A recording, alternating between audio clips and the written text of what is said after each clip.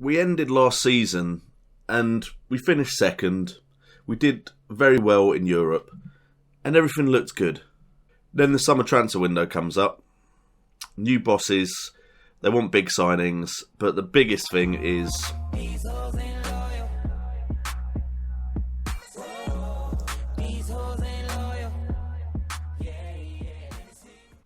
in a parallel universe, West Ham United decided that Slaven Bilic wasn't the right man to lead West Ham to glory at the London Stadium. Instead, they chose this man.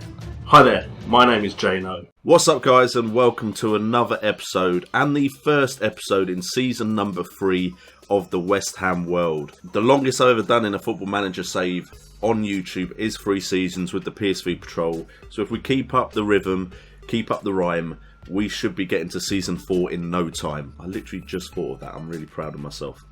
Anyway, today we have a massive fixture. First fixture in the Premier League against Manchester City at home at the London Stadium. This could set our season off in the right direction. But of course, with the summer transfer window, we have had some transfers made. We still have some money to spend as well, 22 million. So we still got some business to do. We'll probably come back in on the next episode just after the January transfer window.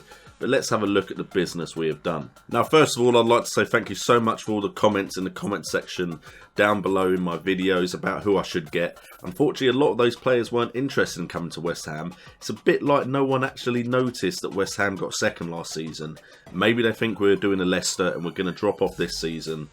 But the transfer news is as follows. As far as going out, as you can see, John Flanagan, after only 1 season at the club, has left the club. We got him quite cheap, but unfortunately, Man City were sniffing around. John Flanagan wanted to go Man City, who we are playing today. So he has gone to Manchester City. And you know what? He was good, but he's not the best left back in the world. So I feel we can build on that. So that's okay as far as transfers out. A big one was Ogbonna leaving for FC Porto. He just really wanted to leave. Just kept bugging me about it. And I'm like, for Porto? Really? West Ham are in the Champions League this season. We can beat big clubs. We've proven that. But we can start building our defence differently. He has gone for 11.5 million. Could potentially rise to 17.25. Dimitri Payet, he had the buyout clause in his contract, so he has gone to Manchester City. Chet Kyoto, who hasn't got any game time with us really, has gone to Zenit for 4.1 million. Adrian has gone for 2.8 million, could rise to 3.5 to Malaga. We were never using him either. Captain Fantastic Mark Noble, great servant to the club, great tutor. He has moved on for 1.9. Daniel Henry just wasn't showing the promise, so he has moved to AS Nancy. And Olympic Lyon came in for Gino Peruzzi, who just wasn't getting into the side with Iorfa and Byram holding that right back slot. And then, as you can see, a load of loans. But these are just for players that I want to get some game time experience. Some of them very, very promising. Some of them, like Ayew, I just didn't think I was going to play this season, so I didn't want him to start whinging at me, so he has gone out on loan. As you can see, I'm hoping for big things from Ed Hewson, who has gone to AFC Wimbledon. Hopefully he can help them go up the table and up the divisions. So let's go to transfers in, and as you can see, we made what I would consider one big signing, but apparently that's not enough for the board, and it is Corentin Tolisso. Again, apologies if I have said that wrong. We've bought him from Olympic Lyon for 22.5 million. Could rise to 27. I think he's a very good improvement as a defensive midfielder over Ozan Tufan. We then brought in Phil Jones, another English player. You know I like to keep my English quota of players quite high, purely because I'm worried about Brexit, and also any decent English player is good to have in your side, because then in Champions League you don't have anything to worry about. Johnny Evans has also come in, mainly because of his personality. I needed some more tutors in the club. 5.25 million didn't seem too much for someone with his experience. We got Matty Downing in as well, 900k. He's a promising left back who could develop into something. Matty James came in for 775k, mainly again as a backup. He knows he's going to be a backup, but he's English, so that always helps. Mark Bowler Kieran Gibbs and Gareth Barry all came in on free transfers. Gareth Barry again going to tutor some of my youngsters. And speaking of youngsters, I just want to show you some youngsters that could potentially be breaking into the West Ham first team this season. Okay, so we all know of Reece Oxford, but if we look at his stats right now, it's just about game time now, surely, for the first team. If he starts getting some game time, these stats could improve immensely, and he could be our best centre-back if we get him that experience. He's now got 1 cap for England as well, so very promising. He could come in and break into the first team and be a centre-back for us for years to come, as long as he stays loyal. We had Edmilson Fernandez, and again, if we look at his stats, quite good overall. We would like some of these stats to really rise to make him a special player, but that is very solid and he could get some game time this season. Martin Samuelsson, he looks like a good all-around player if we look at those stats across the board. He's getting those international caps as well for Norway. Very, very promising player we've got on our hands in Martin Samuelsson. And then even this guy, I didn't notice at first, but then during friendlies, he was just getting on the bench, played him, he played really well. Josh Cullen looks like he could turn out to be a very solid centre midfielder. If we have a look at the pre-season schedule, you can see that we didn't lose at all over the friendlies. Worried that that's going to not be the case when we start the Premier League season. Again, you may have seen it in the AFC Wimbledon Return to Glory, but I've tried out a 4-4-2.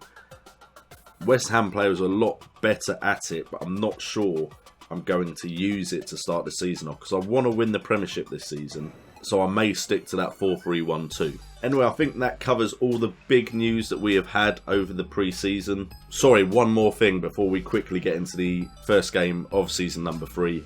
Marco van Ginkel, the player we took on and has been a revelation for us, he wants to go to Barcelona. I understand it, it's Barcelona. But with what we've been accomplishing, you think he could just go, you know what, let's see what a couple more seasons at this club will do for us. But no, he's pretty adamant he wants to go to Barcelona. Barcelona are showing major interest, so I'm waiting and hoping a bid doesn't come in. But I've set the asking price at 30 million. So hopefully we can maybe haggle that up a bit and have some big money to spend before the summer transfer window slams shut. And in other news as well, Jonathan Callery, he wants to go to Atletico Madrid, so we could be losing 2 of our big players very early in season number 3. Okay guys, so for the first game we are sticking to our 4-3-1-2 formation from last season. We have Rajkovic in goal, Kieran Gibbs on the left, Sam Byram on the right, Michael Keane and Reeder Ward as the 2 centre-backs. We have Will Hughes, Tolisso and Marco van Ginkel as our 3-man midfield. Davy Klaassen is behind Berahino and Callery. And as you can see, I've changed Klaassen to a Trequarista. Probably said that wrong as well. I liked how that looked during pre-season just behind those 2 complete forwards. So we'll see how that goes. And we're playing a 4-2-3-1 against Manchester City. Hopefully we can be a bit more defensively solid than we were last season against them. We have Claudio Bravo in goal, Bernat and Vasilico. You know I said that wrong. With John Stones and Nicholas Otamendi as the 2 centre-backs. Verratti and Gundogan in the central midfield behind Hazard, De Bruyne and Jesus, who are just behind Iheanacho. Okay, so we kick things off. Manchester City, a very difficult game to start the season on. Hopefully we start the season off with a bang. A big victory here could set the tone for us in the Premier League. With Byron winning a very important header there, getting it out wide to Berahino. Berahino runs down the line, skips past a man, inside to Will Hughes. Will Hughes has a shot just wide. Great play there by Berahino. Will Hughes showing the ambition to get an early goal. That was a decent strike by Will Hughes, I will give him that. Wow, we're piling up the yellow cards, 2 yellow cards in under 25 minutes. Van Ginkel picks the ball up outside the box, plays it to Hughes, plays it to Klaassen, back to Van Ginkel. To Berahino, who strikes and hits the post. What a goal that would have been. Great strike there by Berahino. Look at those shots at the moment. 11 shots to 3. We've only got 3 on target though. 8 long shots. 8 freaking long shots. Nah. We are not just sitting there and taking 8 freaking long shots. Okay, so Callery has shoot less often. So I just want to show you this because people said make sure the roles they have don't have shoot more often on. The Trequarista does have it, so we'll put shoot less often. Put shoot less often on the 2 centre mids. Maybe they're shooting instead of passing. Alright, and we'll start the second half. Hopefully that will stop the long shots. Because although they look pretty good when they go in, they're wasted chances if they just go sailing wide. Okay, we're almost 60 minutes in and nothing has happened. So we're going to bring on Cresswell for Gibbs. Berahino isn't having the best of games. So we're going to bring on Lozano. And we are going to drop the defensive line. Hopefully get Man City to kind of come at us. So there's more space to play in behind their defence. Because with 9 of our shots out of 15, that really means only 6 of our shots have come from inside the box.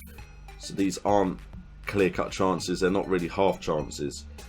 So we need to pull out Man City so we get some space to get into their box and not get crowded out.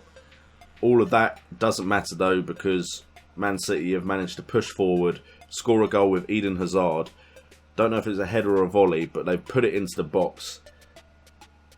After all our dominance, we have conceded in the 73rd minute.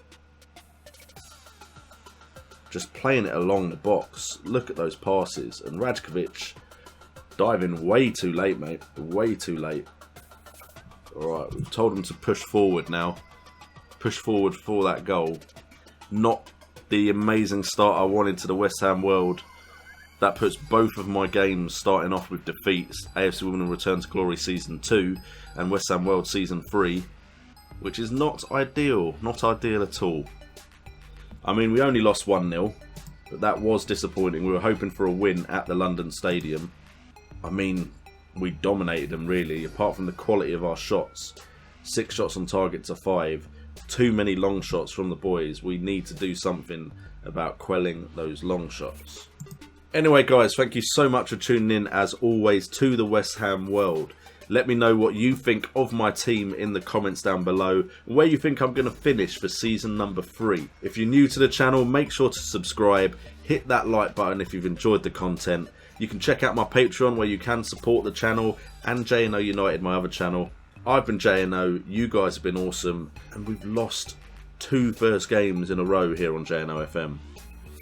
That's not good.